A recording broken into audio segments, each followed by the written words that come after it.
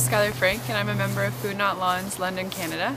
Food Not Lawns is an international movement, so it started originally in the United States, but there are branches within the United States and then also in Victoria and London, Ontario. And we're completely grassroots led, so essentially we do different projects to do with local food systems and local food agriculture. So a couple that we worked on this year were garden blitzes, where we took someone's front lawn or backyard and we flipped it into a garden bed so that they're able to produce edibles on their property. As well, we did some local food foraging tours, so we biked around the city of London and checked out some areas where you could find your own edibles that were just growing in the wild. Some other things that we've done are a couple different workshops, things on seed saving, seed sovereignty, how to identify medicinal plants that are right in your backyard already, and how to plant for pollinators. So all of the projects we do are designed by the members of Food Not Lawns, and we're all very passionate about trying to change our local food system for the better.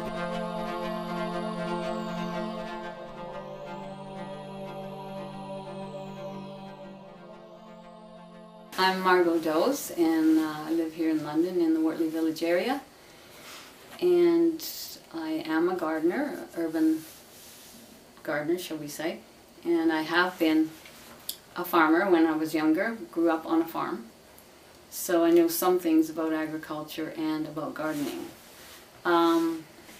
Why local urban agriculture is important to me is because, for one thing, we would have some control over our own food production, given that we don't have much choice in the stores, and sometimes even at farmers markets, because if you want to grow organic food, it isn't always available at farmers markets.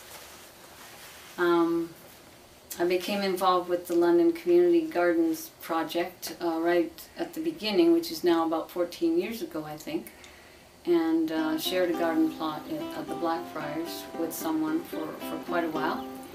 And I thought this was really a wonderful project for people to get involved in. And it was a bit tough going in the beginning because the soil hadn't been worked for many years there. And so the first few years all we could grow was potatoes and tomatoes basically, because they'll grow almost anywhere. And in the city, across the city, there's 21 community garden plots of maybe 20 to 25 in each plot, so there's quite a few people. It was actually in the London Free Press several times, because the sunflowers grew up all over the place. Maybe some people have seen this in the paper. And I moved around to different plots from year to year, but in the last couple of years I've been sharing one of the larger plots with Robin Harvey, and yeah, and Robin actually has worked the soil really well. He's very meticulous about that, so the soil there is really, really good now, and this year we have half of it's potatoes and the rest is squash and some other herbs and some other smaller things. I became involved with Food Not Lawns a few years ago and thought the idea was really good for, again, expanding our knowledge on local and for people if they wanted to turn some of their lawn into gardens instead of, just wasting green space. And I've seen some really wonderful things in London with other people who have turned their yards and so on into really successful gardens. One thing I would love to see is beehives in the community gardens, or in our backyards as well. But as a matter of fact, I voiced this, I was at a meeting at City Hall because I've been involved with another project that I'll tell you about in a second. And because the city actually owns the land for the community gardens project. And so I said, wouldn't it be nice if we could have urban bees in these gardens? I'm sure that we could get beekeepers from the edges of town, and I already know one who might be interested, to take care of these. I think that would be just amazing, because although bees are probably maybe in a little bit better shape, at least the wilder bees, in the city than they are in the country, it would be good if they had more places to actually go to at night, Garlic's restaurant has a beehive up on top of their roof, And I think there's some urban beekeepers around, even though theoretically, I don't know exactly what the law is or the bylaws is on keeping bees in town.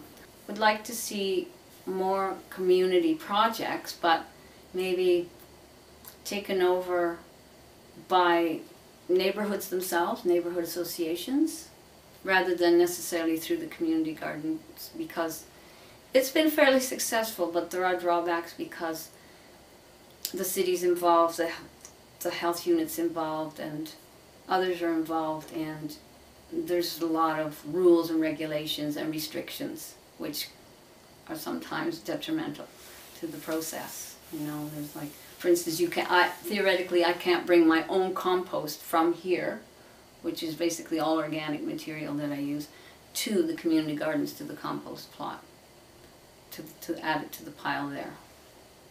It's one of those crazy little, oh yeah, see, the more bureaucratic something becomes, right, you know how it works. Yeah, so that's one example. There are churches and other groups trying to pull together to garden a bit, and then maybe teach people about feeding themselves, and so I'd like to see more of that. But again, there's a lot of restrictions involved sometimes. You know, like the health unit gets in there and says, "Oh, we can't do this, can't do that," and we're like, "Okay, do you want people to become healthy, independent? Like, you know, you're calling yourself a health unit, so it's a learning process for everyone. You know, so sometimes you can develop a dialogue with, you know, the folks at the agencies and so on." And one of the things I've been involved with, my friend Celeste and I, we've started a group called Pollinator Sanctuary London, because we're extremely concerned about the pollinator situation. And at first myself, I went to the Advisory Committee for Agriculture at the city, which is a volunteer group, and they go over issues and then they advise the councillors, okay? So that's sort of the process. And we didn't get anywhere with them because the Agricultural Committee, Advisory Committee, is stacked with grain farmers who live not even in the city. So I'm thinking, you're not even in the city, what are you doing advising the city? However, so then we've been going to meetings of the ACE Committee, which is the Advisory Committee to the Environment. And there are 13 people, they're volunteers as well. They go over lots of issues dealing with the environment and planning to some degree. And then they send their information on to the Environment and Planning Committee. So we've made some presentations to the ACE Committee first, and it's been really successful. And then we made a presentation to the actual Environment and Planning Committee, which is made up of 5 councillors. We did that about a month ago, and we're quite successful. So we're now actually working with city staff people who work with the Parks Department and environmental people, and, you know, the big honchos, you know, like there's an ecologist on staff and so on. And we've had our first meeting with them, and, you know, it's going okay, but it's a tough process because, again, you know, you're dealing with people who sit in offices, and I don't know what they do all day, don't ask me.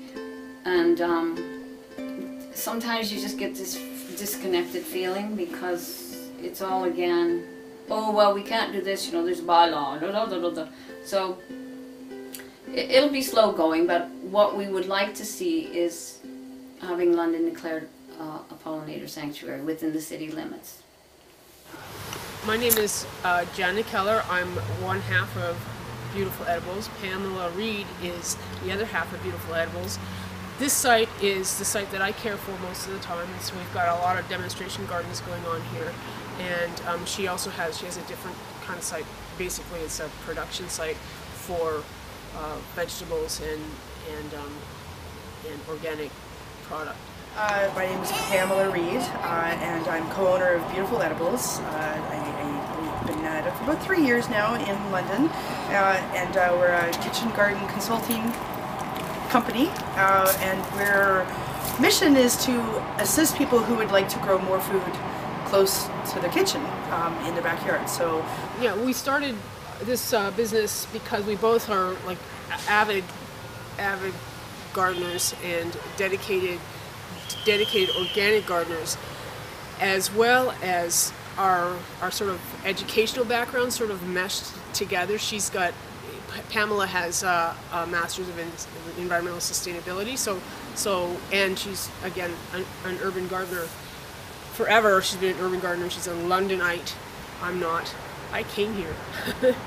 And I have a healthcare background, so in terms of that sort of healthcare science and the scientific background, so in terms of that, the mesh is that we decided to do some good for London and promote healthy eating and allow the zeitgeist to make changes, like sort of transition to being able to be more sustainable and probably eat a little bit healthier over the course of our growing season, and then perhaps even into the non-growing seasons that we have here in Canada. This was a 3-car laneway.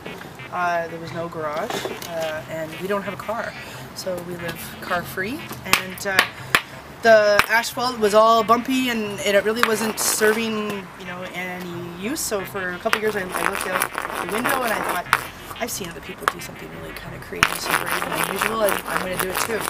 So I talked my dad into getting a jackhammer, and we came over and we broke up all the asphalt.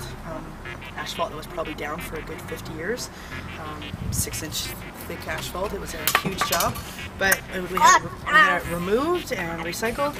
And then we went to Home Depot and I bought some lumber and laid out a plan, and the boxes were built and created, and then the gate went in as a final bit of finishing of the project, so that the neighbors, wouldn't have to see it, but at the same time, I think they were still really curious about what was going on. So I definitely put the come over, take a peek through the garden gate. So yeah, the thinking of this was the reflectivity of the two houses.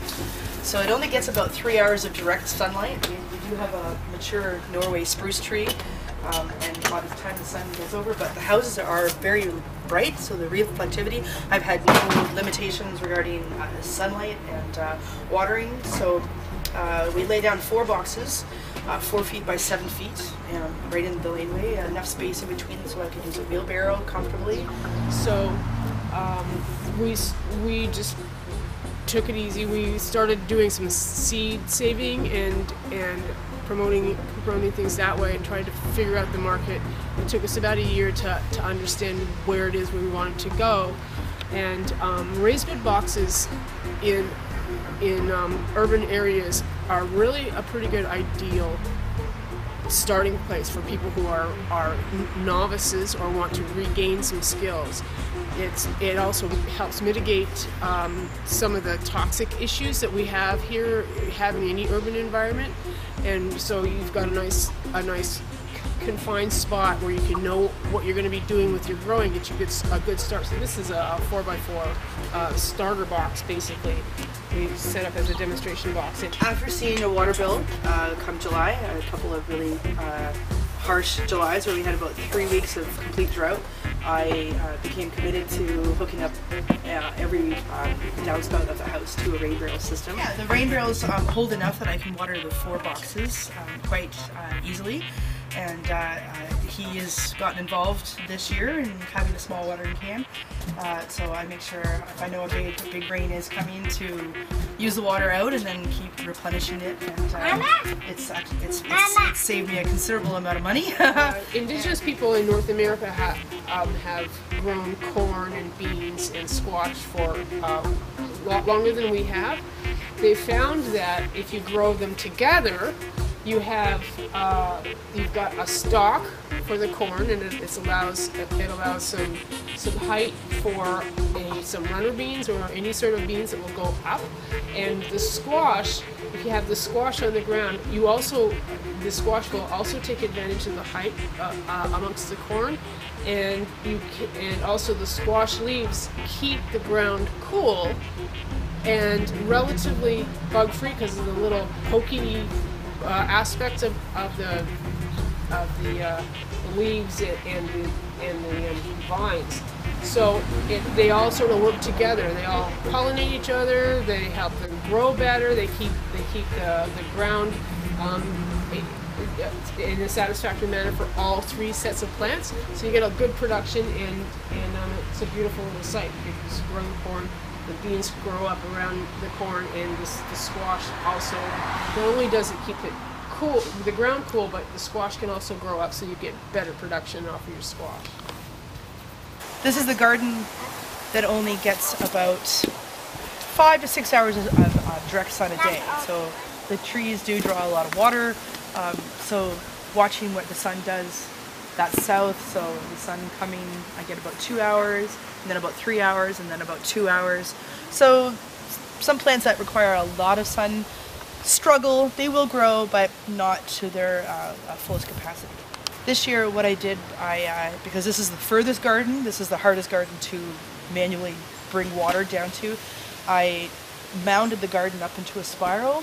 So my weeper hose, which is circular, I don't have to have any kinks in it, and so I was able to sink the hose 2 or 3 inches below the surface of the soil, plant the plants right on top of it, and then I can just turn on the water, give it a good soaking once a week, and everything grows quite well. So right now you can still see there's kale, Swiss chard, there's some leaf lettuce, the flowers hang on the longest. I have a lot of volunteer sunflowers. The squirrels tend to bury their caches of seed back here.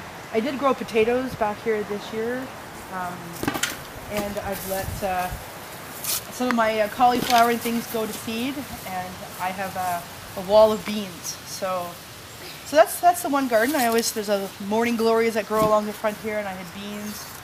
So it creates a nice little barrier. So sitting on this side, everything's green and lush, and the bee activity is significant, and it's a very alive place to be. So there's a Trillium grant that for a couple of years to help develop a food hub, and a good food sustainability hub at Crouch Library that we're active partners in. Is it's a community? They're trying to develop it as a community-driven urban agriculture and food security organization that will include things like food families, community kitchens, encouraging people to grow their own food in whatever environment it is, either container growing or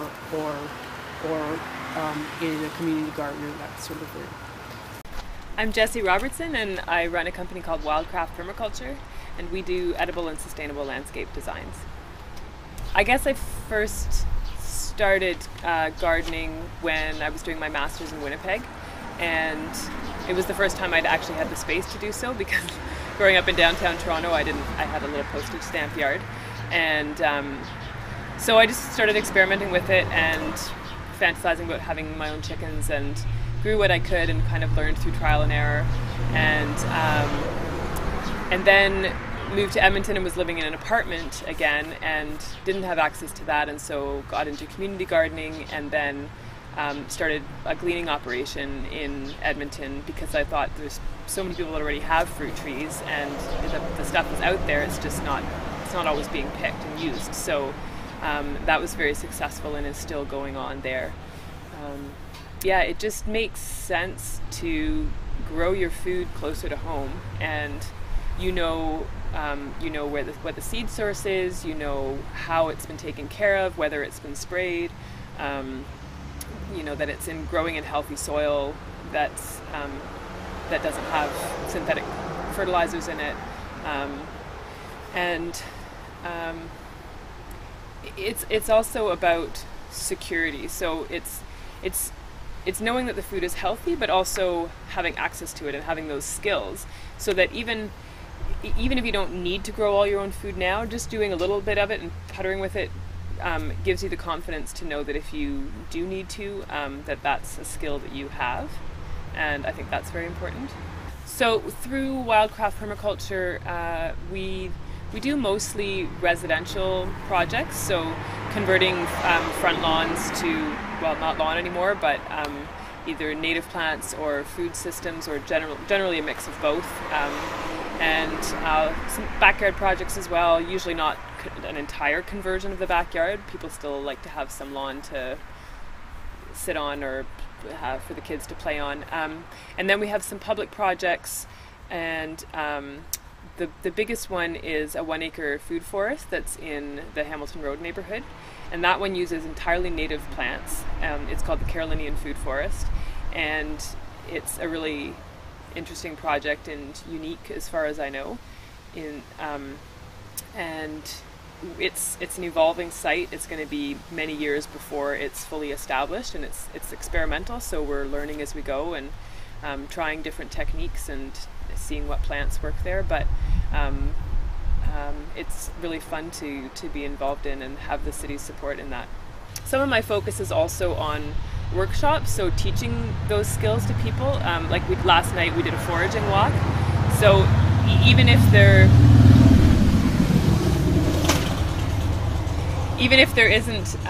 you live in an apartment and you don't have access to a community garden, there are lots of plants that are growing around that you can forage for free, and a lot of them are weeds, and they're extremely beneficial and healthier than a lot of the things we find in the grocery store, so nobody's going to rap beyond the knuckles for picking them. Can you name some of them? Lamb's quarters, purslane.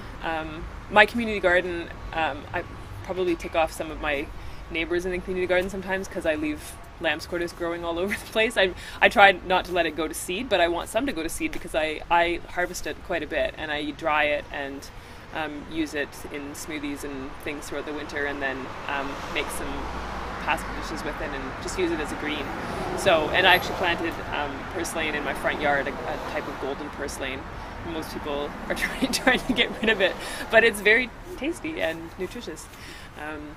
And then last night we were picking autumn olives, which are an invasive species, but higher in lycopene than tomatoes are, and very good for you, and they're nitrogen fixers as well, so they help improve the soil. And what I really want to do is help support people in their learning and understanding of the system. So I do have clients that contact me and just want me to come and do the design, plant it, fairly hands-off.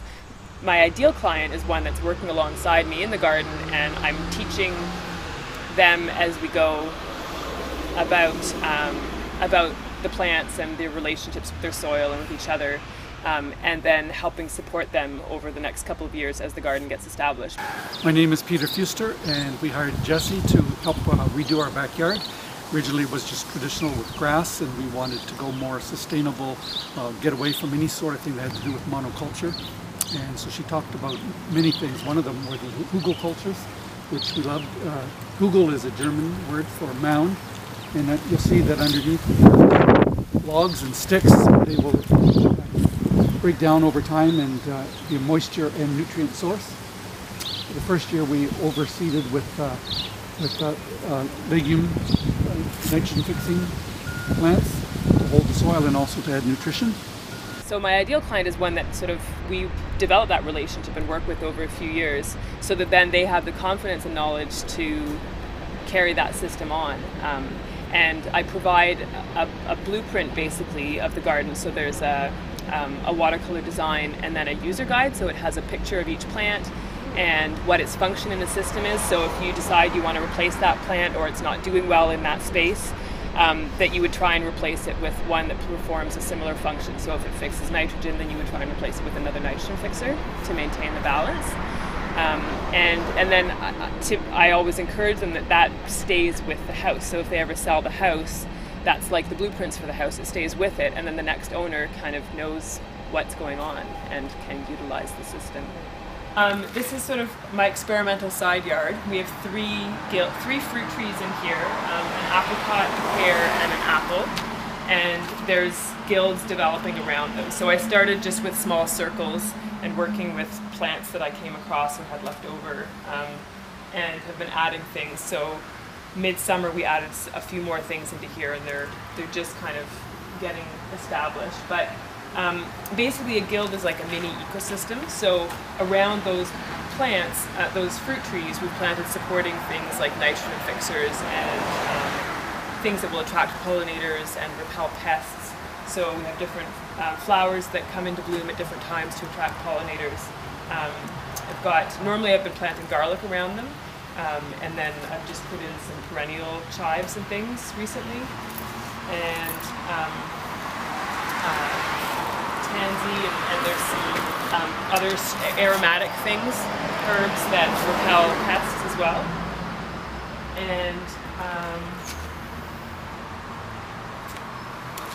And then, yeah, there's a native, this vine is a nitrogen fixer and is a native plant that's an edible tuber called groundnut. Apios americana, and First Nations people harvested it they used to cultivate it, not in European terms. The Europeans had no idea that they were modifying the forests to produce the things they wanted. But things like Jerusalem artichoke and the groundnut, they were purposely planting and moving along with them and bringing the best tasting ones to spread around in their travel paths.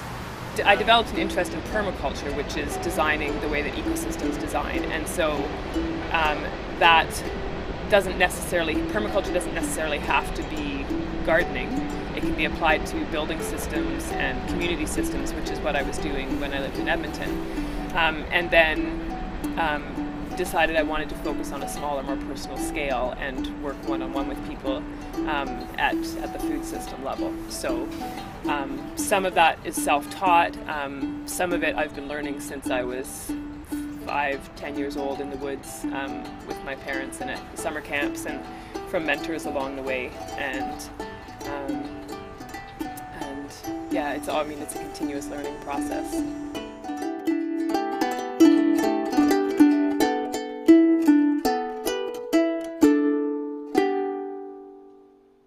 So we're from Western University today, and we with Western Serves are working with Lifespin today. Yep. to help out with their garden today, help them out around their grounds, help them out with the store. So Western Serves is basically just a day of service for Western students to get involved in the community, and this is our part today. So really excited to be here and working with Lifespin.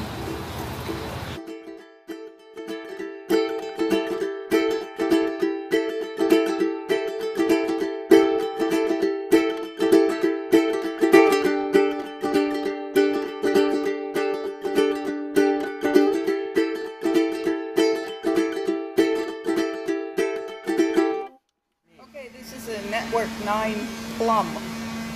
Don't ask me, it's a dwarf, so it shouldn't go too much taller. My name is Celeste Lemire, and this is the little farm in the city. Like, how long have you been doing urban gardening? Well, it doesn't really matter where I've been. It's all gardening, but urban gardening when I moved to London in '08. And then I found out about the community gardens, and so I had a plot there, and so I love the fresh green beans and peas, and they're my favorite vegetables, and you can't get them. Certainly can't get salsify anywhere. I've never heard. No. So for a long time you couldn't get yellow beets, and I can grow my own yellow beets. Food security and diversity. So I've got salsify in here, which is a root vegetable. They know in Europe.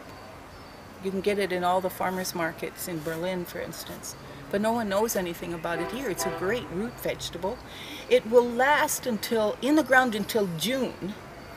So why don't we know anything about it? So I've been growing it for a few years.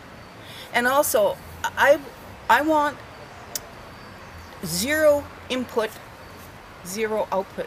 I try not to put anything out, or as little out for yard waste pickup. If I can compost it, I'll compost it. And I want the soil to be better. I mean, organic can sometimes just mean mining the soil if you don't do anything to the soil, but I've got lactic acid bacteria in here which you can make yourself.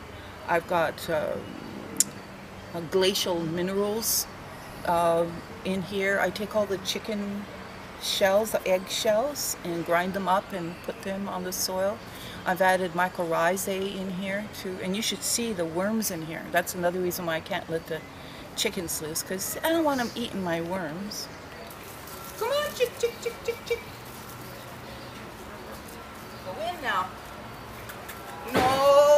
It's not supposed to happen. This is the roost. And this is the nest boxes. They have to be up a certain height. And then I put a golf ball in there so that they know where to lay. And I only have one.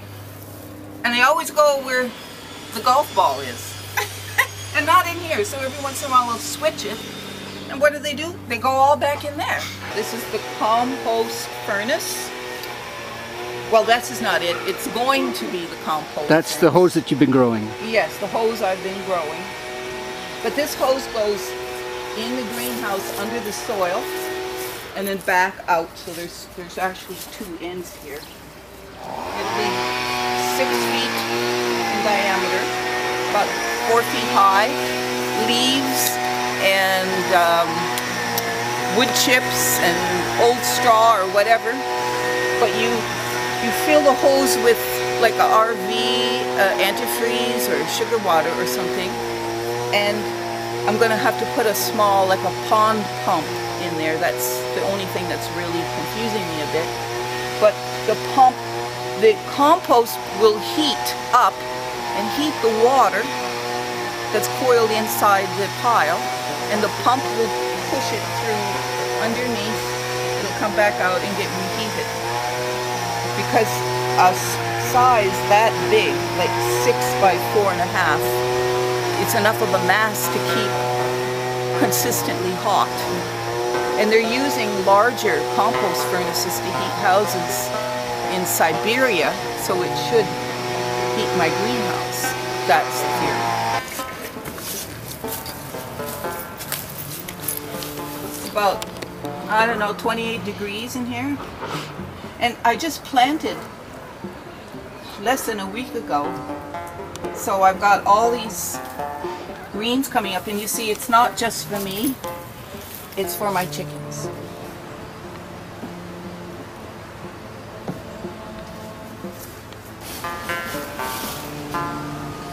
You should taste the honey. Some honey tastes like chemicals. They don't use chemicals on these. They're not my bees. I'm hosting them. It's a lot of work to learn how to raise bees. And there isn't like, build this and they'll come, you know, like the chicken coop. You make this high, they will sit on it. They're not going to sit someplace else. You make the nest box, they go, oh, that's a great place to put an egg. And they go in there. These are so many variables. The weather, the situation, the noise, the flowers, varroa mites, neonicotinoids, all kinds of, they're at the mercy of the environment we've created. I have 3 different kinds of compost here. I've got your regular bin compost, I've got a vermicompost, and I'm also doing bokashi compost. Tell me about that one. It's a Japanese form of fermented compost. They essentially pickle it, but without salt. They're using elemental microbes. So basically, you pickle it, and within 3 weeks, it can go into the ground and become soil. So, for instance, under that, some of my zucchinis and things, they're just now collapsing. I put bokashi compost, like a half a bucket of this stuff, and it looked like carrots and things, but you could tell that there was things going on. It was in the form of decomposing. The interesting thing about it is that it's completely anaerobic. There's no oxygen required, so all this turning and tossing just isn't necessary, and you can keep it in the house. It has fruit flies, so you open it outside, put things in it, and bring it back in. But I have 2 bins there on my little porch that I'm doing bokashi. So everything, if the chickens don't eat it, then the worms won't eat it, then the microorganisms will eat it. So nothing needs to leave. And if we started doing, how much of our regular waste stream could we reduce if we had chickens and various forms of composting, which you can The bokashi and vermicompost you can do year-round. You don't have to wait for the weather. And this thing will also create the compost furnace.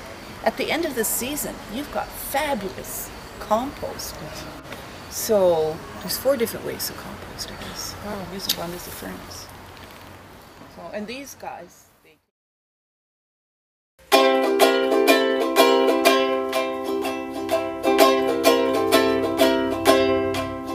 well, I got a itty bitty little farm in the city.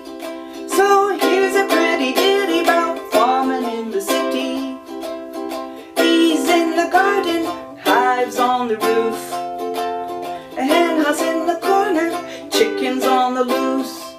Well, I got a itty bitty little farm in the city. So here's a nitty gritty about farming in the city. Hear the hens rejoicing at the break of day. Yard full of clover, gonna make some hay. Well, I got a itty bitty little farm in the city. So talk to your committee about farming in the city.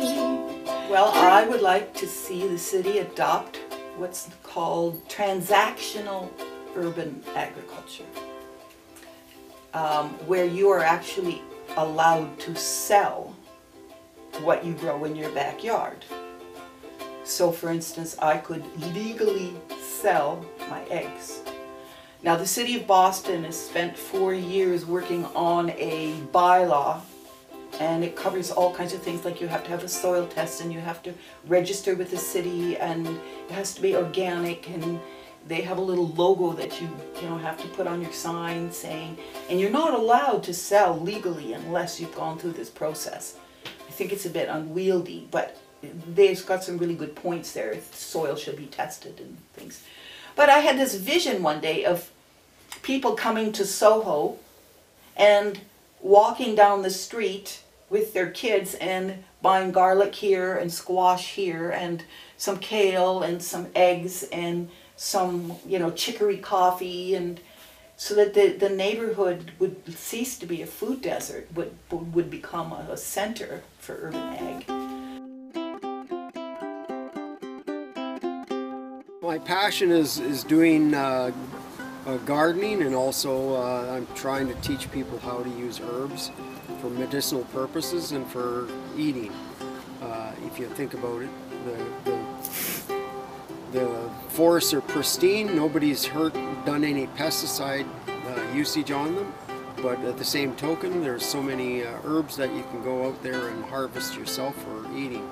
They might taste a little different, but if you learn how to prepare them, they're much more nutritional than even organic foods, because there's also pharmaceutical properties to it, but as well that they've got more minerals and vitamins than normal food that we have. There's a lot of things that people would like to learn about, and I'm giving free workshops so that people can learn about the properties of weeds and what they can eat as well. I begin my seminars with, I read a report from American Senate, and it said that 99% of the American soil is deficient in minerals, and it warns that if people eating that are deficient in minerals, they will get sick. And I ask people, when do you think that came from? And people are shocked to know that report came from 1936. And if you're in the forest, the reason I start with this is if you get a mosquito bite, and I see there's our friends around. If we get a mosquito bite, you just pick one of those and chew on it and put it on the sting, and it'll take care of the sting. It's also good for bee stings and different insect bites. Yeah, there's this is a white clover, this one. Yeah. This is clover. That's probably a red clover. Yeah. Because that's the one that has the red blossom. Those the red clover, that's one of my favorites for a blood purifier, because they're easy to find, right? You just see the little red bulb on the top, and you just go and pick them. So my favorite for blood purifying are pretty simple because I can find it anywhere. There's a little girl that was sick. She lives just over here, and I went and she had the flu, so I went to find a blood purifier for her. So I just came here in the forest. It took me 10 minutes. I found red clover tops. I found yarrow and dandelion root. And then you put some ginger with that, and you've got a blood purifier. I think everybody should have a garden. I mean, if everybody had a garden, look how much less illness there would be, look how much less stress there would be on our healthcare system, how much less they would be spending on healthcare, and how much more money we would save in taxes. But I think that what's propelling this is, like I said, people want to be healed and not maintained on the one side, but also at the same time, I think that people are starting to become very afraid of what they're putting into their mouths, what they're buying from the stores. You hear about the GMOs, you hear about pesticides and herbicides and all the things. It's killing all the bees, and you know, the songbirds are disappearing because of the tobacco-based insecticides. And so we know that a lot of things are going on out there that aren't good, and what we're getting from the stores is not necessarily good because it's being used, the pesticides have been used on those as well. And if it's harming the bees and harming the birds, how could it be not harming us as well? And so I think a lot of people are afraid of knowing what they're eating. It might not be good for them. And I see a huge movement back towards growing gardens. And I am really happy to help people learn about that.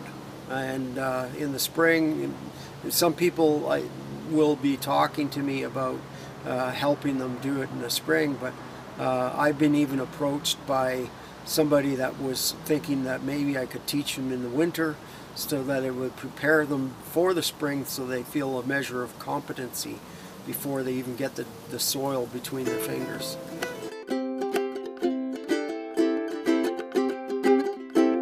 I'm Kyle, Planting Seeds Landscaping, and I'm here at a market, at Cheapside Market, and I couldn't afford to eat healthy, so I kind of started the initiative of Planting Seeds Landscaping to start my bill payment as a landscaping company, and I saw such a need in London for sustainable landscapes in and around the city, farms, connections between farmers, that city-rural connection, as well as connections within the city. So I've been trying to build that into my business model as a way of building social enterprise to facilitate London coming into a more sustainable future, whether that be in sustainable technology or sustainable food production or changing the whole food system. So that's why I'm at markets, and that's why I'm proving that idea, is to actually prove that we can actually start making change in our system. And being a student at Western and Fanshawe, there's always the farmers markets, but they never really even served our needs. And then even with the introduction of a grocery store, well, the produce is spoiled and bad and none of it's organic and it's overpriced. It's kind of frustrating. So, and that's our solutions. I was like really frustrated, so that's kind of why I went to market myself. Right. Started the landscaping side of things, and yeah, everything is either grown by us. We pick up a few things like organic mushrooms and apples on the way back. So just to kind of bring more people into our booth, because we can't just sell leafy greens. True. There's not enough money for farmers just to live traditionally. That's also another thing we're trying to do. As a sociology major, try to influence people's systems thinking, not just thinking of how the individual is affected, but how everyone's affected by the whole system. And that's kind of why I wanted to get the ball rolling with that. So I worked a full-time job and ran this business and did a landscaping contracts on top of that and worked another part-time job, and you still can't meet ends meet. That's when you don't have a problem in society. And I've really demonstrated that there's a need for society to change, or at least the way we access food, the way that we pay people, and the way that we actually value things in our current environment. Those all need to change.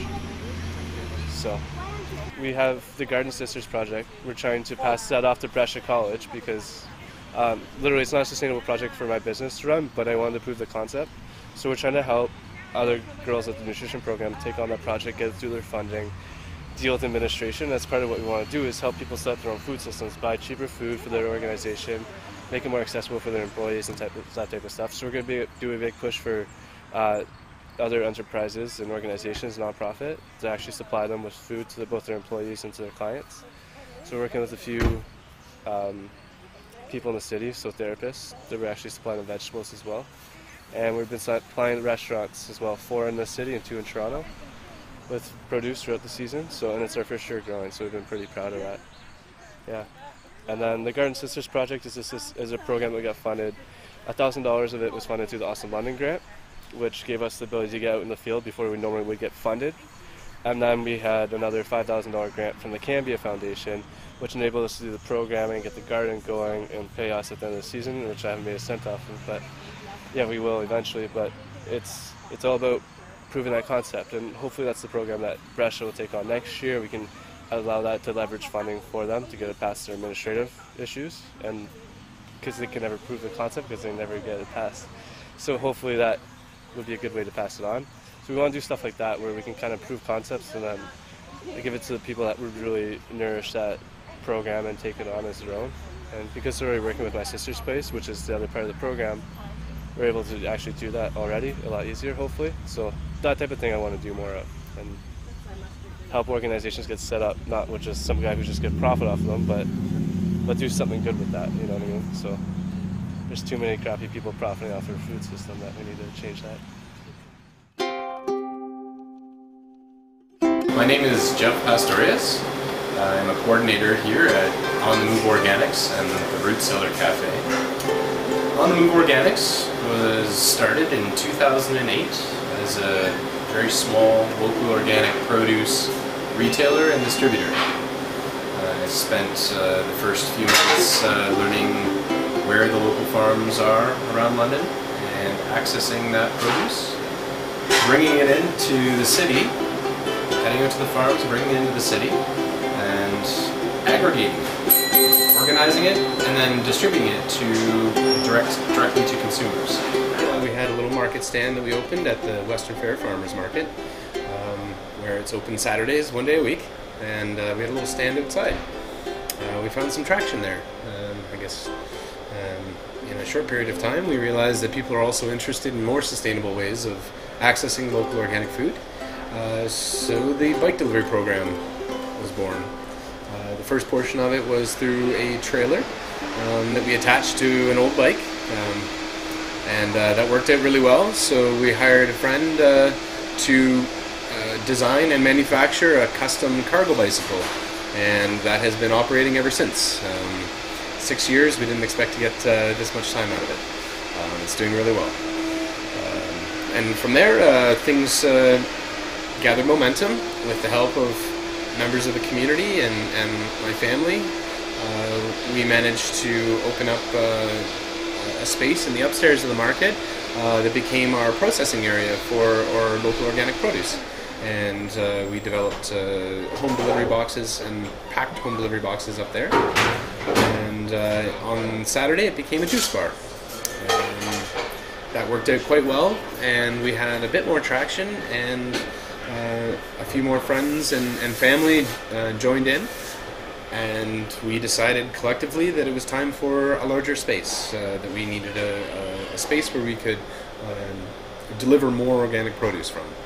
And so we found 623 Dundas, a beautiful little storefront that at the time was covered in dust and boxes, and in the back was a lot of work. We moonlighted by renovating and working through the day on produce distribution. After 6 to 8 months of renovations, we opened the Root Cellar Organic Cafe, which is another experiment in distribution of local organic food. And in a short window of time, people recognized it as an opportunity to access the produce that they don't normally interact with. So we found traction there, and we became quite busy. After a little less than a year, we decided that if we were going to move forward, it was time to do so. So we decided to rent the unit right beside us and expand into it and turn the cafe into a sit-down restaurant.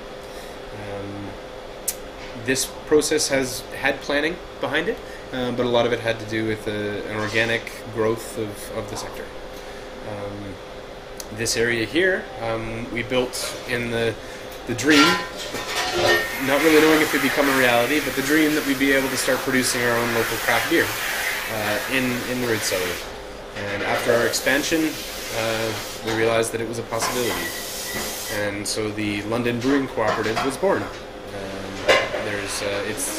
Luckily it's actually the first, in Anglophone Canada, the first worker-owned cooperative brewery. We're very proud of that, and we also source local organic ingredients as much as possible. So keeping with the philosophy of on-the-move organics and root cellar, the London Brewing Cooperative is utilizing small-scale organic ingredients from local farmers. A big portion of urban agriculture, I believe, is an educational component. By interacting with your food, by learning how food grows and how it's complicated to grow organically with a decent amount of production, cyclically. So understanding that there's times in which certain crops grow well and other times they don't. Generates a level of appreciation for what it takes to be a local sustainable farmer. It allows for folks to interact with healthy food in a way that they might not otherwise be able to. And also creates a level of sustainability where we take green space that is otherwise grass or just unused space and turn it into something productive that's community oriented and feeds people.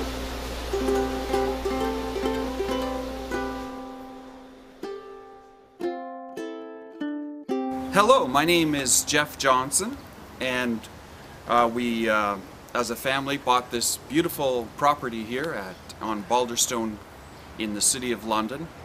And we bought it about 3 years ago, I guess it was 3 years ago. And part of the reason was this spectacular backyard, which a lot of houses in London have, these beautiful long backyards. And this backyard was so well laid out that we didn't really have to do too much in building it up or making it into something, because it was already set up. But there was still a lot of work to do, and as you know, as every gardener knows, it's always lots of work, but it's very rewarding. You get really fresh vegetables and you get to work in the ground, which I like to do. So anyway, I wanted to show you this beautiful pear tree that was here. And last year, which I think was a really great fruit year for many gardeners, we had over 500 pears on this tree. It was really amazing. And this year, for no reason that we know, only a handful of pears. Basically no pears. So that kind of symbolizes what it's like with gardening too.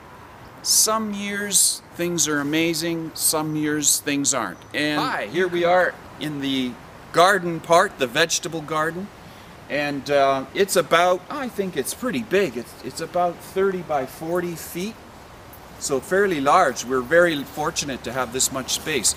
It's October and things are pretty much done. We still have some broccoli, a little bit, and we have some Swiss chard, we have kale, really nice kale, but that's about it. There's maybe a few handful of peppers still kicking around, but that's about it. So 2 years ago, I started by just yanking out all the weeds because it was already prepared as a garden.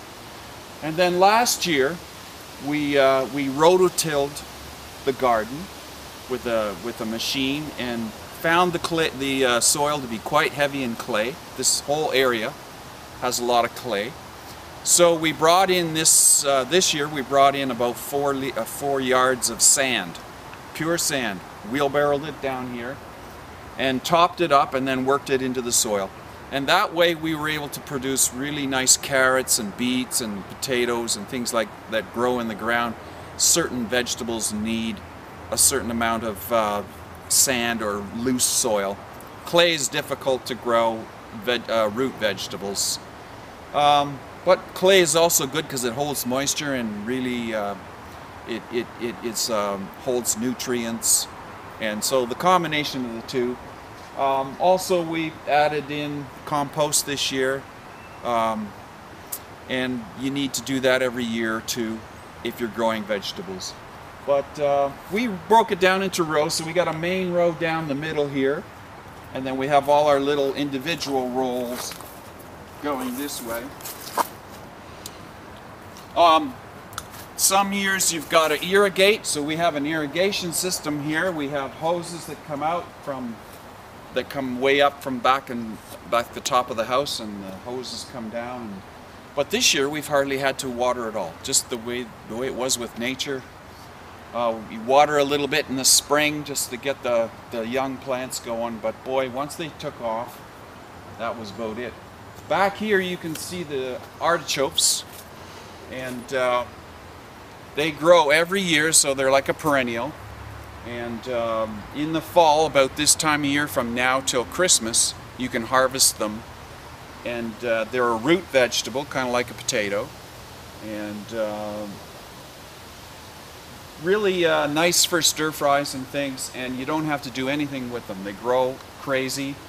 All that greenery will eventually die, and we'll just chop it off, and then you dig up the roots and cut off the roots and clean them up. And I really enjoy getting out in the garden, and to have that fresh produce, you know, it's such a bonus, and instant, like you're getting the best nutrients, the best freshness, all the leaves and the produce is so vital, so alive, so you're getting really good food. A size of a garden like this could easily feed, you know, 2 or 3 families of food for a season of fresh food. And I'm kind of looking for someone who likes gardening to share next year, share in taking care of the garden. I think it's a good thing for community, because it gets, you know, you'd have like a space like this if you had your neighbors, everybody contributing in a nice big space, and then sharing the produce. It's just a way of bringing the community and the neighborhood together. So I like that aspect of gardening too. Hi, I'm Lois Ward, and this is my garden. We've planted 2 different kinds of strawberries and oregano. I planted some other herbs that didn't take to this area. I do have wild nodding onions over under the trees. And this is a border, but it's also edible. Right. And I do eat from it for a few weeks out of the summer, which is really nice. I have to take care, like right now it's really overgrown, and so I'll mow it. And then I'm also going to thin some of the plants out and give them to friends and stuff, because strawberries, they can get blights and so forth when they have not enough air room around them. Well, from my standpoint, permaculture is any kind of way of living where it allows you to use resources in a cyclical manner that you're not using them up, that they can be replenished in some way. Sustainable, I think some people use, but I think permaculture goes a little deeper, because you're not just looking at one aspect of how you live, but you're kind of looking at everything. So, you know, as we develop the property, we're looking at making our house greener in a lot of ways. We're looking at our lifestyles being greener, yeah, it ends up permeating everything that you do in your life. This is the Black-Eyed Susans. And they actually were located elsewhere last year, and they just, you know, they plant themselves wherever the seeds fall. And again, the finches love these flowers. They're a very important food source during the winter. So I just leave the flower heads on for them. They've already pretty well eaten all the seeds out of the, I think it's called a stiff blazing star. They're these long, kind of squiggly. So down here, I was telling you, there's the high saw. And last year it seeded out to make a whole bunch of baby high sauce, and it tastes like licorice. And I put this into my smoothies. It's actually a sweetener. It does give a sweet taste to it. It's really sweet, actually. Do you want to try it? Cameraman? She's got it there. Oh, this is sweet. It's really nice. Oh yeah, it's ever. That's in here too. When you're talking about smoothies, there's lots of dandelions in the lawn, There's plantain, not purslane, but purslane over next to the sidewalk. I'm trying to think of all the stuff I take out of here. Dock, just wild dock, regular dock. I use it for my smoothies or for salads. Again, my husband's still getting used to a lot of the flavors, and he's like, "What tastes like grass?" He's just like, "Wait, what tastes like grass?" And I said, "Probably grass." I accidentally left it in. Or he'll say, "What tastes like dirt?" And I said, "Well, maybe dirt because I didn't wash it well enough." So, it's organic. What's that? It's organic. It's organic, yeah. No, I think we're healthier for it to be eating from our own garden. I really love the fact that I can go out and usually 2 meals a day at least find things in our garden to have for dinner. Nice. So it's really nice. It's really awesome. Okay. So this is a tree that the city planted, which is a Chinese tree of some sort that is not really all that useful for creatures in this area of the world. But it does provide a little bit of shade and some support. And this year I talked to my neighbors next door about doing some plantings along here. And they said as long as it didn't get in the way of them opening their car doors, it's fine. So I planted the beans because I thought maybe their kids might be interested, and then I found out that their kids don't really like nature. And I thought it was an easy start. So this is a variety of beans here growing up. I've eaten a couple of the harvests from here. I've given them away to neighbors, our neighbors next door. Okay. So this is a yew tree. I don't know what kind of yew it is, but it was here when we bought the house. It's probably 40 years old, easily. It's never really been trimmed or anything. It's growing quite naturally. And a lot of people when we first got the house said, "Oh, you should chop that down. It's unsightly, it's going to affect the house," and so forth. But the first winter, it was filled with mourning doves. It's a natural roosting site for a whole flock of mourning doves. And what brings the mourning doves here is the shelter from the elements. And then there's obviously natural food sources in the area where they can get food all through the winter. And then the hawks come all winter long. And generally in our yard they catch about 1 or 2 mourning doves a winter. But I know they catch others. So this is actually part of a very thriving ecosystem. And then as I've done some research, I find that all of the birds are pooping. And it creates a really nitrogen-rich area here. And so we took out the English ivy after it died this last winter. I've put plantings in here of hostas right now. From what I've heard, that hostas, when they're quite young, can be eaten, although I haven't tried it yet, when they're first sprouting up.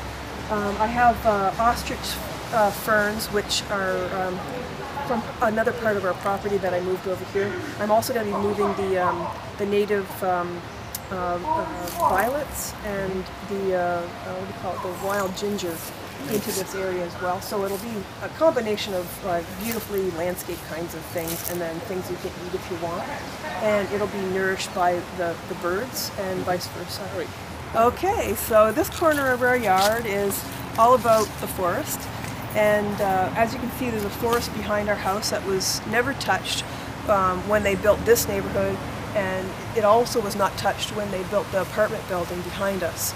It's still quite a young forest, and I guess from what I've heard there's a few invasive type trees in there, but there are some black cherry trees and a few other things that bring in the squirrels, so I think there's some beneficial trees in it. And with that in mind, we've either planted or allowed certain things to just keep growing in this corner. It's around our compost bins, which can be unsightly, but this is actually kind of the most beautiful spring area for us. We have the wild violets. There's several different kinds of ferns through here. We have all kinds of spring ephemerals, native spring ephemerals that come up through this whole area. I planted the red bud probably about 3 years ago, and from what I heard, the red bud itself, the buds are edible, and I haven't yet tried them because it's still quite a young tree and I don't want to stress it out by harvesting anything. And most of the things that I've planted through here would be considered medicinals. I don't actively harvest them. I do let my dandelions go, and at about this time of year I dig them up by the roots and I dry the roots and use them for tea all winter long. I've been picking the greens all summer, which is good, and I've started to get used to them. They're a little bit, they're a little bit bitter, especially as the leaves get bigger. Where I grew up, we had a field behind our house, and it was an old farmer's field that had gone fallow, and good portions of it had actually grown up with prairie grasses and prairie flowers, and it was so abundant with wildlife. Not giant wildlife, but you know, birds and insects, and I grew up there, and I feel that this property is kind of turning in that direction. So, yeah, we have lots of sedges. I can't remember all the different kinds, but this is a porcupine sedge, and then some ryegrass that really likes the wet conditions, and we let it go to seed. And you can mow it, so if it falls into the regular lawn, you just mow it. It's not any issue. And it doesn't mind being mowed. It'll keep coming back. Okay, so this is one pawpaw. We have two of them. They're from the Carolinian ecosystem. They produce a fruit that's very soft on the inside. I guess kind of has a shape like a mango, and you scoop it out, and from it, what I heard, it tastes a bit like a banana. I haven't had fruit this year. In fact, as I said earlier, it was a very bad year for fruit, but last year there was a bunch of fruit at the top of this one that the squirrels ate. So I have a neighbor who said, I don't know why you're bothering with fruit trees, because the squirrels are going to eat everything, and if they don't get it, then the raccoons will. So we'll just have to share it. So they don't, they're very hardy. They don't get attacked by diseases. The Japanese beetles don't really touch them. I don't know what it is about them, but they're a beautiful leaf. They're quite exotic looking, actually, and they turn quite a pretty color in the fall. And they'll be about 20 feet tall. You can see that these trees here are dying, and so as they die, the pawpaws will be able to fill in that space. So what else can I tell you about my very wild backyard? So this whole area I'm thinking of as kind of a berry, cherry kind of patch. These are American plums, and we're actually going to give them away. There's this one and this one. I think that I have a friend who wants to guerrilla garden them somewhere by the Thames, and that might be a good thing for them. They're really scraggly, wild, crazy things, which is fine, and we've decided we want more sunlight in this part of the yard. We have a dog, and we like to use the yard sometimes, so a little bit more usable space is good. And then we have a mulberry that came up all on its own, and it was never very healthy, so I think that I'm going to just chop them down. Yeah, we have lots of those too. Yeah, they just come up everywhere. The birds just drop them. Back in here, as I said, is my raspberry patch. These are an ever-bearing raspberry. Anyway, they have a little burst in the early part of the summer with a few berries, and then at this time of year they're very abundant with berries, which is good. And then on this side I have, you can see the task. You can't see it. Nettles. I have a nettle patch over there. Nettles can be used as greens in the spring. It's kind of funny because a lot of people say they hate nettles because they can hurt your skin, and yet I don't mind the sensation, because they've actually been used for people with arthritis for thousands of years. I think they just rub it on. It creates like a burning sensation over the skin, which keeps the pain away from the joints. It's the same thing that they have that cayenne pepper rub for people with arthritis. It's the same sort of effect, I think. What else about nettles? I don't know, I like them. They're a weed, but I like them. A lot of people would just rip them out. First time I got stung, I was like, oh my god, I have nettles in my yard, and I was all excited. The only person in the world. And then I also have service berries back here. They're kind of little, but I think over the years they'll grow up.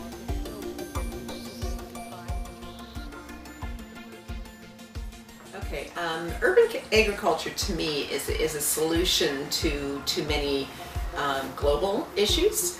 climate change, competition over resources, energy and water. Like there are significant conflicts over fossil fuels and energy right now, and lots of issues in the transportation of energy. And water as well. Brazil has a drought. California has a significant drought. Australia had a drought for a 10-year period. And so why are we growing food in other areas when we can grow it here, and it has been done before? Besides, it's fun to do. When I started gardening, especially when I started growing food in my front yard, it became fun because I got to know my neighbors. I found everyone, it's essentially, like, I mean, in passing, people are very polite, you say hello or whatever, but if you walk with a baby or a dog, or if you have a garden, people have a common interest. And so there's a starting point or a jump off point for conversations. So I have gotten to know a lot of neighbors. I share food when I have extra with neighbors. Neighbors give me things. They know I'm passionate about gardens, and things just kind of arrive on my front step. I've received books, garden stakes. Rennie is a great source for pails, and I use pails for a number of things, and pots. My neighbor across the street, Gord, is handy with tools and I'm not, and he has helped me with the raised bed. He helped make a cold frame for me, and so relationships start to form in the neighborhood, and that's just a lot of fun. I actually grew up on a farm, but I can't say that I learned much of the how-to or the planning.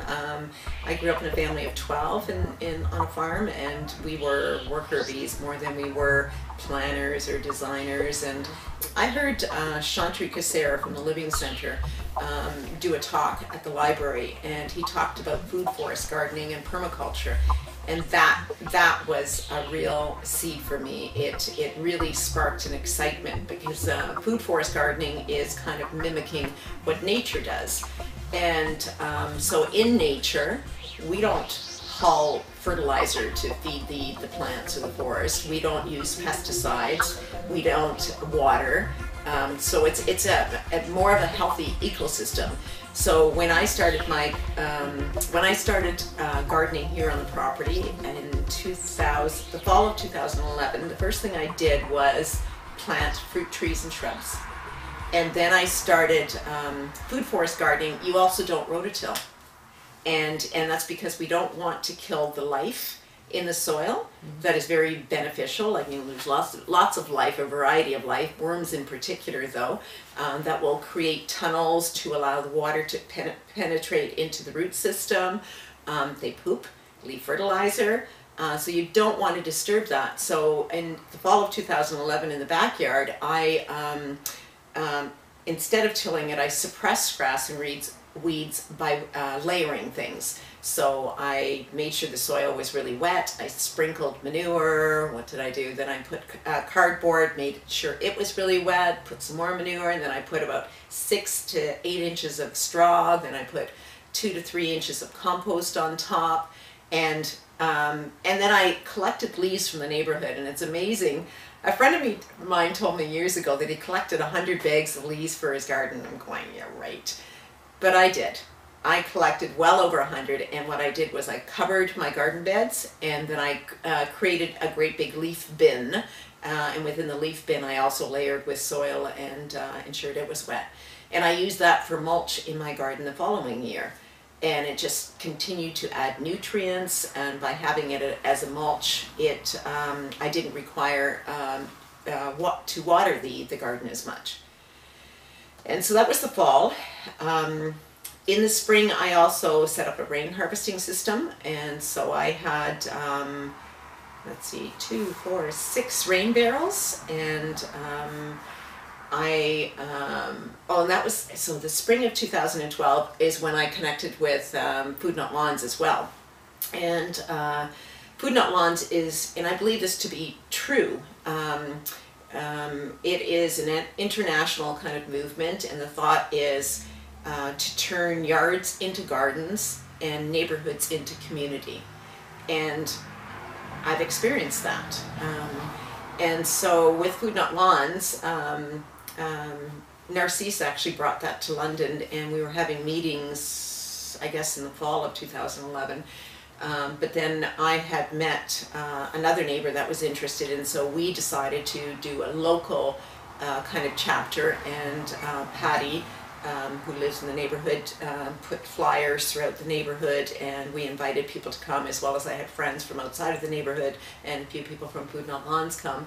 And that's when I had the raised bed in my entire front yard built and began gardening in the front yard. And I should go back, 2011 I also did my boulevard as well, and so I have food plants, trees, and rhubarb and strawberries and teas and flowers to attract the pollinators in the boulevard. Well, it's interesting that people don't. You're the first person to ask that in a long time. When I first started, that was a common question, and my thought was, if they did take things, I was okay with it, because I have a backyard garden. There's lots that I plant and lots that I harvest, and I usually have an abundance. But it was interesting, people have stopped and looked at things, and my neighbors are very protective. I know one year a young adult seemed to be pulling on the apple tree, and a neighbor across the street reprimanded him. And another year someone was kind of bending down to look at my strawberries, and the neighbor across the street said, "You can't do that." But I actually encourage it. Like, this is a school corridor, right, and so lots of families go down the street 2 times a day, and the children are particularly delightful to see the flowers and to pick strawberries. And so I have also offered strawberry plants. The beauty of planting perennial plants is that they multiply. So strawberries run, and so this coming fall or spring I will have lots of strawberry plants to give to people. Rhubarb you can cut, the perennial or divide, and the perennial plants you can divide for sharing. So it is, to me, that is a more sustainable way of growing foods when you incorporate the perennial food trees, shrubs, vines, strawberries and raspberries, rhubarb, what have you. Okay, this is a solar oven. I'm able to cook casseroles, bake bread. Today I have brownies in the oven, and I put this in perhaps 40 minutes ago, and so it's almost ready. The temperature is at 200 right now. Essentially a solar oven, or this particular one, is a box within a box with insulation in between. And the interior of the box is painted black so as to absorb the heat. And then we have additional reflectors to also ensure that the sun is intense over the box. So I'll open this up. I also have some tea. Just going to close this up. Oh, it's tasty and nice. Very nice. After I heard Chantry Casser from the Living Center talk, he recommended several books, and I bought them right away. So one is Edible Forest Gardening by David Jackie and Eric Tonsmeyer, and the other one is Gaia's Garden, and our public library has this book, by the way, and it's awesome, and by Toby Hemingway, and it describes the layering, and it also suggests plants like food forest gardening. There are plants that will have long tap roots and will draw up nutrients that we don't get from our fertilizers. And there are plants that will fix nitrogen, attract pollinators, confuse pests. I planted, and I will do this soon, shortly, I'm going to be planting garlic throughout my gardens, but especially around the fruit trees, because it will confuse the pest. And I plant herbs and mints and this type of thing. They're the smelly ones, it just confuses the senses, and the theory is that you have less pest. The initial investment, it does cost, because I bought quite a few fruit trees and shrubs, but my hope is, especially with the drying in of leaves, and I'm also learning, I've experimented with planting what's called green manures. So these are plants that are living plants like buckwheat or clover, and they have nutrients for other plants. So I try not to leave bare soil. I'll fill it in, like in my boulevard I had spaces, so I planted buckwheat, and I can cut that at least twice, and when I cut it, the green, I leave it, so I chop and drop, leave it on the soil, and it's adding nutrients to the soil. Meanwhile, it will grow again, and it has a white flower, and the bees just love it. And I also save my eggshells, and I crush them up, and has lots of calcium. I will put that into my garden. I grow comfrey as another plant that has a lot of nutrients, and nettle. So I make what is called compost tea. So you take the comfrey or nettle and you put it in a bucket and chop it up, kind of thing, and put water in it, let it sit, stir it up, and then use it in your garden as a nutrient. Okay, the other thing that I'm interested in is tapping trees, and there are a variety of trees that you can tap for both either sap or for turning sap into syrup. Maple trees, the walnuts, the hickories are the ones I'm familiar with, and I have a simple system. I just managed to get this hand drill. I have to buy the bits at the Western Fair Market, so I would drill a hole in the tree, put this little gizmo in there to draw out the sap, and then I would use my handy ice cream bucket and hook it onto the tree so that the sap would flow into my bucket. And since I prefer not to use a lot of energy, my intent would to drink the sap. It has a lot of nutrients in, so that's one of my interests. Another interest is to collect the meat of the nuts. And so you can collect the meat from walnuts and hickories, and that's what they look like when they've fallen from the tree. And so, like, the hickory is an easy one. It just breaks open. You take the outer husk off.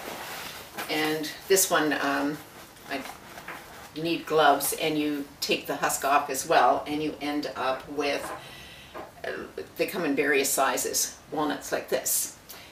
Very difficult to crack though. I have purchased a nut cracker. Ready?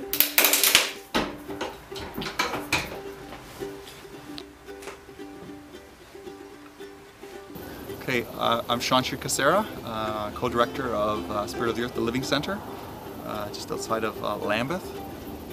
Came onto this land in 1983. When I moved here, there was hardly any trees on this property. My great-grandmother was a herbalist, and I grew up in London, and I wanted to have a space to grow plants, garden, food, and to bring that in. And it was focused primarily on sustainability, I guess, or being more like a homesteader, of taking care of and raising a lot of my own food. And back in '83, after I moved here, I would say by the time 1984, '85 were here, people were coming out here for classes. They wanted to learn more.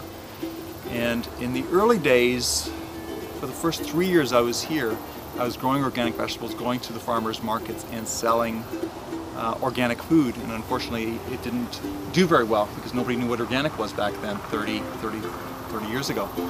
So I realized that I started going to the farmers markets and doing, I was educating people who were there. And that's why this place became an educational center. And here we are 31 years later, still sharing and offering those services to people from a wide variety of different programs, workshops, experiential things, from wild food foraging to forest gardening to permaculture to deep ecology and nutrition. Okay, so this area right here has a hazelnut grove, there's some pecans up ahead, there's some heartnut trees, there's peach trees over here. This is a very wonderful spot because it has the pond just around the corner. And the pond creates a beautiful microclimate for some of these trees, which do quite well. So this is our youngest forest garden. So this one's about 10 or 12 years old. So most of these trees are probably no more than 12 years old. Each of these trees, we have about 2 rows of apple trees, a row of plum trees, and then some cherries and some other fruit up here. And then to the left is some hazelnuts.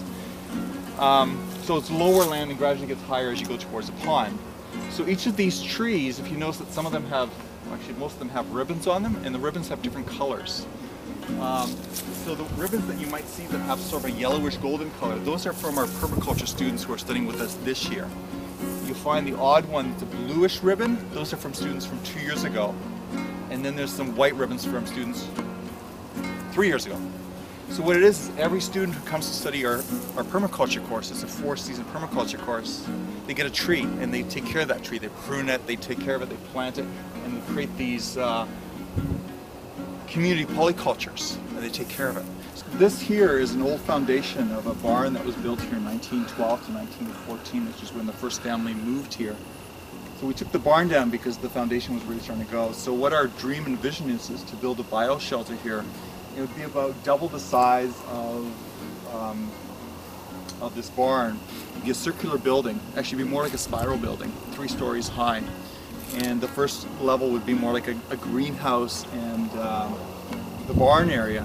And the second area, or second floor, would be more of a teaching space. The thing about a bioshelter is it's not a greenhouse, it's like a living cell. It creates an ecosystem, which means it can collect its own water, it can collect its own heat. So you don't need a wood stove, you don't need any kind of heat. So it's self-sustaining, self-generating itself. So anyways, that's our goal to start building this next year. So we're still working on clearing this out, taking it down, and it'll probably be one of the first bioshelters that's going to be built here in Ontario. And it's probably going to be a 5-year process of building this because it's made out of all natural materials. My dream is always to build a greenhouse. So this is an Earthship greenhouse, so it's made out of rubber tires. And there's about 300 tires in here. The ones you see on top are the small tires. As you go further down, they actually become bigger and bigger tires. And what it is the heat comes in through the glass, warms up the space, gets nice and warm in here, but then the heat can't get out because it's all stored in this biomass of tires.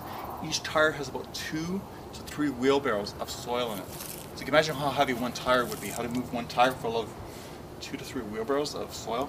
So it's also called ram earth construction. So what you do is you take a tire, somebody shoveling in soil, and the other person is just ramming it in. So every tire is really, really packed. So in this greenhouse, it's a passive solar greenhouse, so we can grow food in here year-round. It doesn't freeze in here. So we got the fig trees in here, we got tomatoes, we got lettuces, greens, there's passion fruit in here. There's a few things right here in this solarium area, which is more tropical plants, which are some of them are going to come into the house. And this Earthship greenhouse wraps around the lodge on the south side and the west side, which means it's then helping keep the lodge or the classroom warmer. And then when we have a class like we did today, the heat from there then can come back into the greenhouse. So anyways, this is called Earthship construction, which is going to be part of the design for the bioshelter. And this is around 1,000 square feet.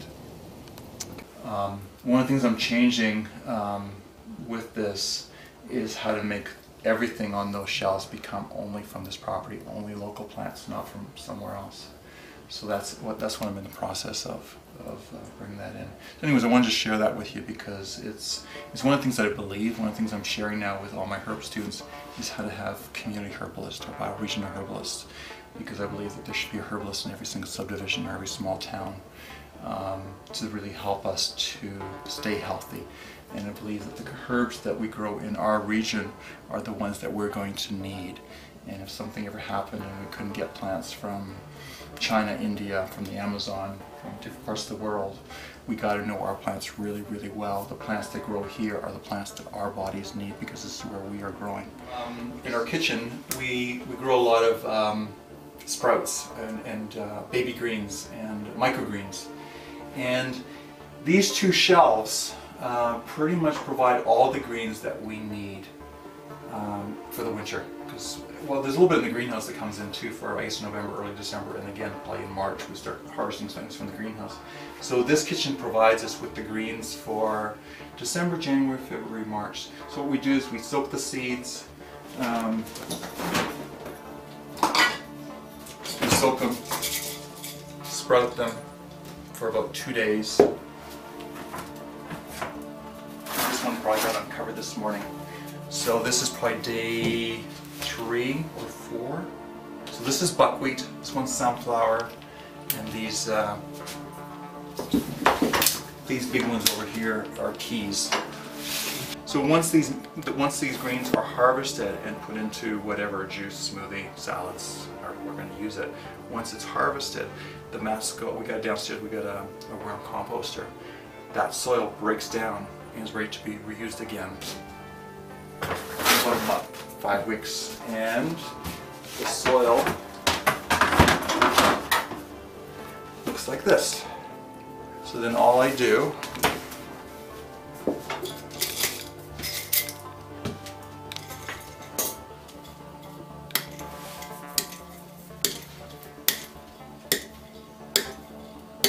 so a lot of times when people say organic food is expensive,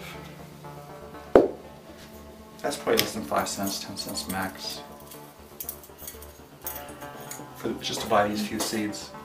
Spread them out. You leave a little moat along the side. It's one way that I stay connected. So even like being a gardener, someone loves to grow food. This is one way I can stay connected. I feel like it's springtime, right? But the neatest thing, you plant it, and then within 7 days, 10 days, you can already be enjoying eating it. That's that. So then you water, and you cover it up with another tray. Once the seeds start to grow, so the tray's on top just so if the seed thinks it's nighttime or it's in the soil, the seeds will come up uniformly.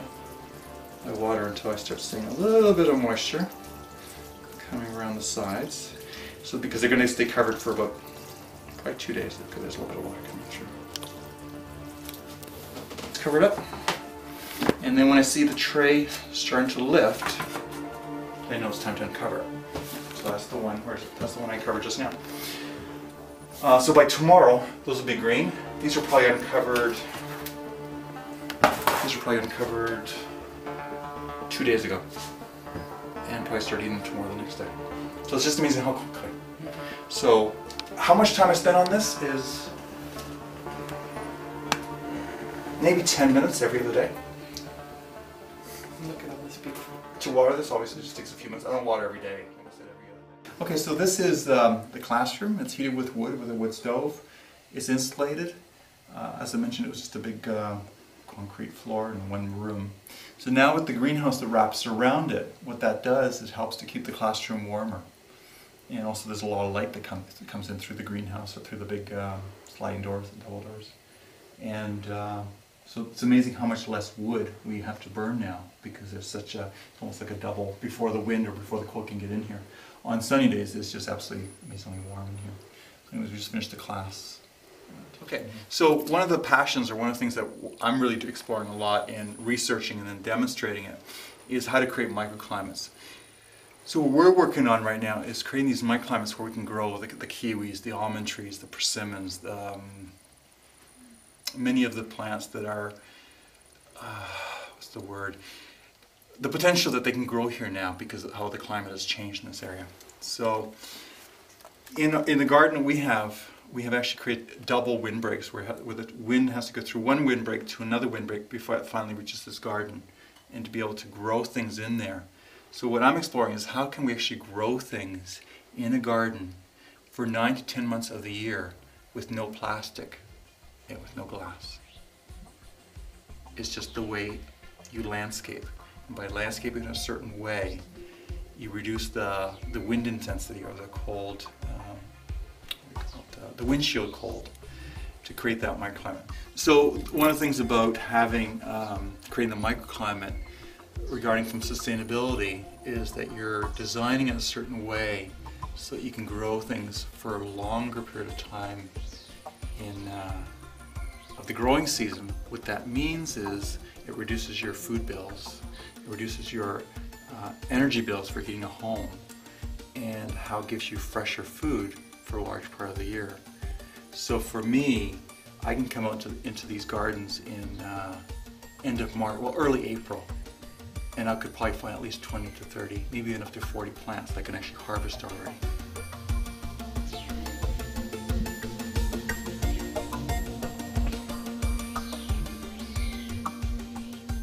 The local food movement, and Food Not Lawns specifically, is trying to address a lot of these issues that you see in a global industrial food system. Within London, we have a very thriving, I would say, restaurant scene, and specifically we're shifting towards a more local one. So you've got retailers like On the Move Organics, The Root Cellar, Veg Out, Organic Works that are all trying to source locally and organically. You have different community gardens that are springing up, which then serve the needs of the community for healthy food and available food. You've got different groups like Food Not Lawns, and London Cycle, which kind of collaborates with us for our food foraging tours, who are then trying to directly address it in a very grassroots way. So there are multiple different approaches that you see in the local food movement in London, which I'm really starting to notice and appreciate more. And all of these actions are addressing the inequalities and the issues with the environment and health with the global industrial food system.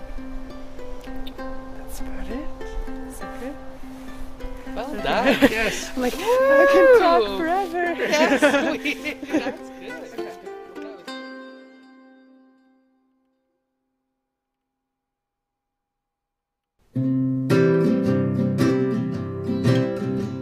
Don't tell us what to eat, don't tell us what to grow. We're saving our own seeds, and that's what we'll sow. Your game of Monopoly leaves little choice. If you don't tell us what to grow, we won't tell you where to go. I want to eat food that's organic, so why should this make you panic? We should have a say about feeding ourselves, so get those GMOs off at the shelf. Well, have you heard that no means no? Take this message to the PMO.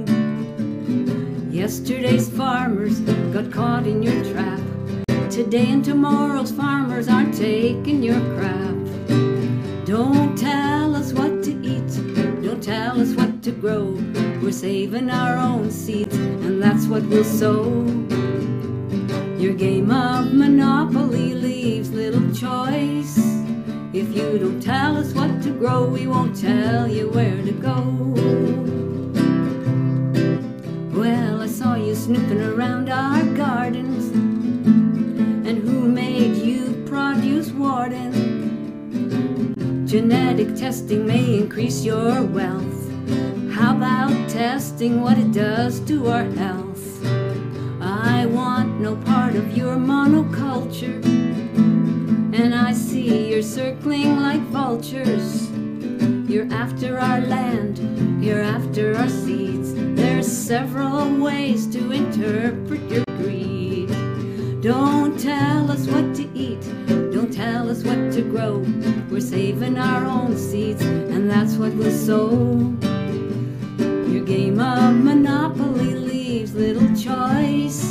If you don't tell us what to grow, we won't tell you where to go. If you don't tell us what to grow, we won't tell you